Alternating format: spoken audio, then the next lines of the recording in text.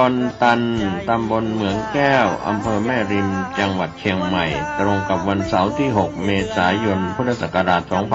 2567 พิธีบวงสรวงใหญ่มหามงคลในวันอาทิตย์ที่ 7 เมษายน พุทธศักราช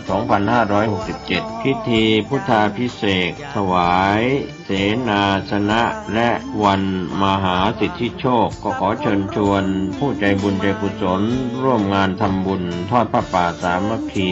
ของวัดดอนตันตำบลเหมืองแก้วอำเภอแม่ริมจังหวัดเชียงใหม่ 6 และ 7 เมษายน พุทธศักราช 2567 โดยพร้อมเพรียงกันกระทำความดีเรื่องนี้ไม่ต้องอายใคร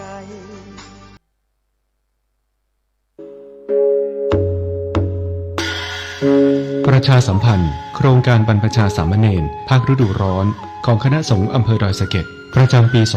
2567 ปีที่ 43 ขอเชิญร่วมเป็นเจ้าภาพอุปถัมภ์โครงการจำนวน 99 รูปรับสมัครเยาวชนชายอายุ 11-15 ปี หรือเกิดปี 2552 ถึง 2556 กำหนดการบรรพชาวันที่ 6 ถึง 20 เมษายน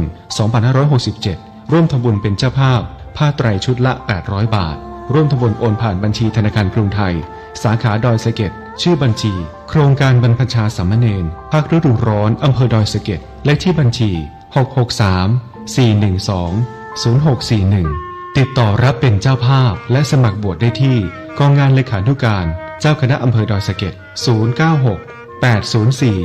096-804-5192ท่านกำลังติดตามรับฟังสถานีวิทยุกระจายเสียงพระพุทธศาสนาแห่งชาติและสังคม